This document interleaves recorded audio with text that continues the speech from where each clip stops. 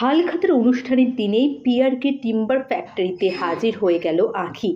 ঝিলিকের মতন একই রঙের শাড়ি, একই রকমের গয়না পরে। ঝিলিক তো দেখে অবাক যে, আঁখি বোন, তুই এতদিন পরে কোথা থেকে এলি? তখন সে বলে, আমি আঁখি, আমার নাম রেবেকা, আমি দেবার স্ত্রী। তোমাকে আমি পরে কথা বলবো তোমার সাথে। ওইদিকে ঝিলিক তখন বলে যে, তোর কি মাথা খারাপ হয়ে গেছে? তুই রেবেকা কেন হতে যাবি? তোর কি হয়েছে আমি তো কিছুই বুঝতে পারছি না। ওইদিকে সব কিছু কত ভালো চলছিল, ঝিলিক সমস্ত দিক কত ভালো করে সামালছিল, হঠাৎ করেই সমস্ত কিছু কিভাবে গন্ডগোল হয়ে গেল। ওইদিকে দেবা কখনো ঝিলিক কখনো আঁখি, দুজনের মাঝখানে সে তো অবস্থা খারাপ।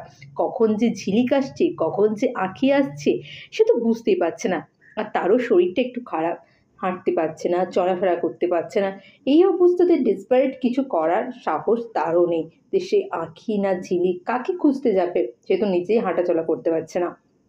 ওইদিকে পিআরকে টিম্বার ফ্যাক্টরির ওনার যখন দেবাকে ঘোষণা করা হয়, তারপরেই আঁখি মানে রেবেকা ভাবে, এবারে তো আমাকে যেতেই হবে, আমার স্বামীর সম্পত্তি আমাকে রক্ষা করতে হবে, নাহলে ওরা আমার থেকে সমস্ত কিছু কেড়ে নেবে। এইভাবেই আমাকে এবারে কিছু একটা করতেই হবে।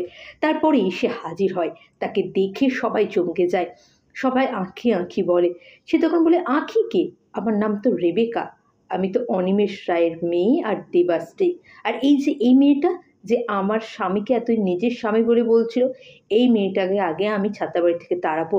ঝিলিক তো বুঝতেই পারছিল না তার সাথে কি হচ্ছে, প্রচণ্ড কান্নাকাটি করতে লাগছিল, সমস্ত কিছু তার বিপক্ষে যাচ্ছে, সবাই অবাক হয়ে যাচ্ছে শুনে।